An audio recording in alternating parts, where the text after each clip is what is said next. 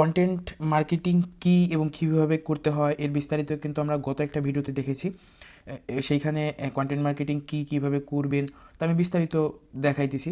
তো যদি কেউ সেই ভিডিওটা না দেখে থাকেন তাহলে পূর্বের ভিডিওটা দেখে আসতে পারেন, সেখানে আপনারা কন্টেন্ট মার্কেটিং সম্পর্কে শিখতে পারবেন এবং জানতে পারবেন।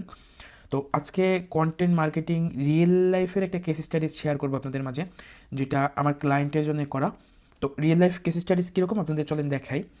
তো আমি ক্লায়েন্টের একটা বিজনেস পেজ আছে যেখানে আতর পারফিউম বিক্রি করে।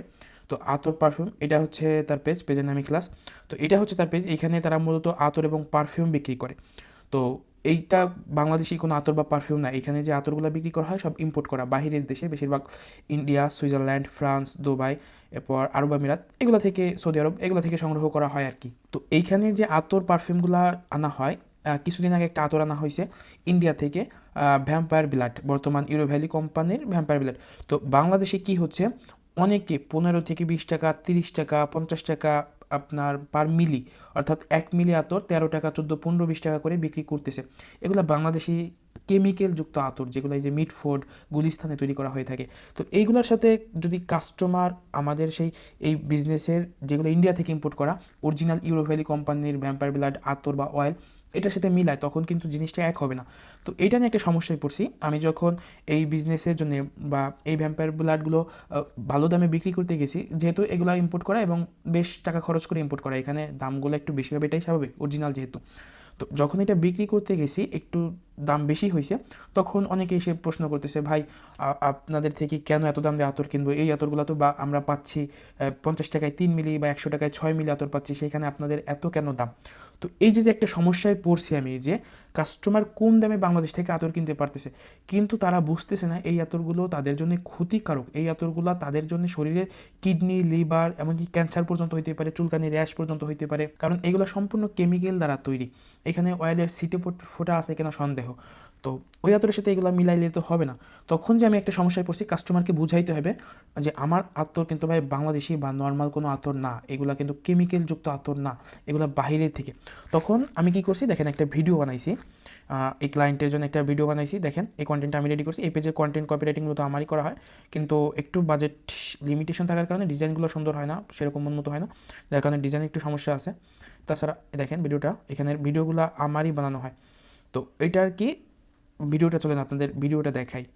যেখানে 15-30 টাকায় 1 মিলি ভ্যাম্পায়ার ব্লাড এবং 50-100 টাকায় 3 থেকে 6 মিলি পর্যন্ত ভ্যাম্পায়ার ব্লাড পাওয়া যায়, সেখানে 3 মিলি ভ্যাম্পায়ার ব্লাডের দাম 200 টাকারও বেশি। আপনাদের ভ্যাম্পায়ার ব্লাডে কি আছে যে এত দাম নেন? আচ্ছা, আপনাকে যদি একটা ব্র্যান্ডের পণ্য দিই এবং নন ব্র্যান্ডের একটা পণ্য দিই, আপনি দুইটার দাম একই দিবেন? অবশ্যই দিবেন না। 50-100 টাকায় যে ভ্যাম্পায়ার ব্লাড গুলো কিনেন, সেগুলো বাংলাদেশের বিভিন্ন আনাচে কানাচে বিভিন্ন কেমিক্যাল দ্বারা তৈরি হয়ে থাকে, আর আমরা সরাসরি ইন্ডিয়া থেকে জনপ্রিয় ব্র্যান্ড ইউরো ভ্যালি থেকে আমদানি করে থাকি। এগুলো অরিজিনাল অয়েল, যা ঘ্রাণে শান্তি এবং টিকে দীর্ঘক্ষণ। আবার আপনি বলতে পারেন বাংলাদেশের ভ্যাম্পায়ার ব্লাড মোটামুটি ঘ্রাণ ভালো ও লং লাস্টিং, তাহলে টাকা খরচ করে 200 টাকারও বেশি দিয়ে আতর কেন কিনবো? ঘ্রাণ ভালো করতে ও আতরকে লং লাস্টিং করতে খরচ হতে পারে 20 থেকে 50 টাকা, কিন্তু আপনার ক্ষতির পরিমাণ, চুলকানি, র্যাশ, ফুসকুড়ি, লিভারের সমস্যা, কিডনিতে সমস্যা এবং দীর্ঘমেয়াদে ব্যবহারে আপনার ক্যান্সার পর্যন্ত হতে পারে। সামান্য কিছু টাকা বাঁচাতে নিজের কত বড় ক্ষতি করছেন নিজেই কিন্তু জানেন না। তাই নিজেকে বাঁচাতে চাইলে সস্তা আতর ছেড়ে দিন, ভালো কোম্পানি বা ব্র্যান্ডের দিকে ফিরে আসুন, দারুণ দারুণ ঘ্রাণ নিন। মনে রাখবেন, আতর শুধু ঘ্রাণ নয়, এটা আপনার মানসিক শান্তির উৎস এবং ব্যক্তিত্বের পরিচয়। তাহলে এইখানে জিনিসটা হয়তো বুঝতে পারছেন যে আমি কিভাবে কন্টেন্ট মার্কেটিংটা করেছি।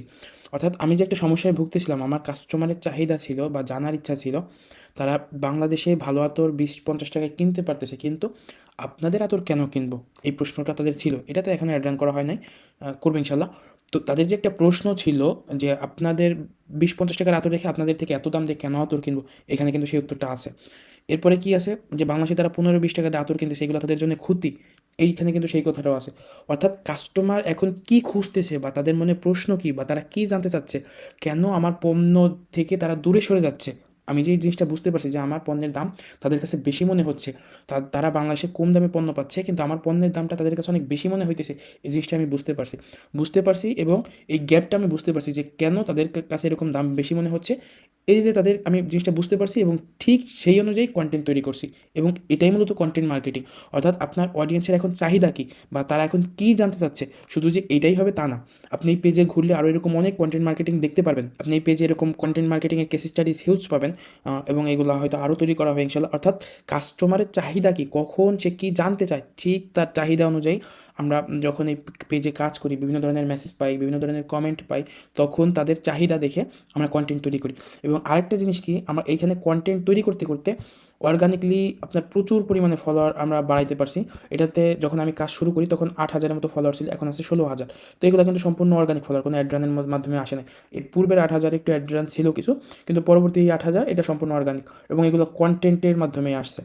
তো এইখানে কন্টেন্ট মার্কেটিংয়ের কেস স্টাডিজটা যেটা আমরা দেখাইছি যে কীভাবে কন্টেন্ট মার্কেটিং করতে হয়, এটা কিন্তু হয়তো আপনারা বুঝতে পারছেন। এছাড়া পূর্বের ভিডিওটা যখন দেখছেন তখন হয়তো অনেক কিছু বুঝছেন। অর্থাৎ আমি শেষবার সংক্ষেপে আরেকটু বলি, অর্থাৎ আপনার ক্লায়েন্ট বা কাস্টমার বর্তমানে কী খুঁজতেছে, আপনি যাদেরকে টার্গেট করেছেন তারা কী খুঁজতেছে, তাদের চাহিদা যদি থাকে যে আপনার ভ্যাম্পায়ার ব্লাড সম্পর্কে জানা বা আপনার পণ্য সম্পর্কে জানা, তাহলে সেই অনুযায়ী আপনি কন্টেন্ট তৈরি করবেন।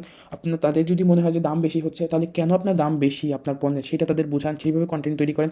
অর্থাৎ আপনার কাস্টমার বা অডিয়েন্সের চাহিদা যা, ঠিক সেইভাবে আপনি কন্টেন্ট বানাবেন। এটাই কন্টেন্ট মার্কেটিং। খুব বেশি কঠিন কিছু না, আপনারা পারবেন ইনশাল্লাহ, আশা করি। তো আজকের ভিডিও এই পর্যন্তই। এরপরেও যদি ভিডিওর কোথাও না বুঝেন কমেন্ট বক্সে অবশ্যই অবশ্যই জানাবেন। ধন্যবাদ। আসসালামু আলাইকুম।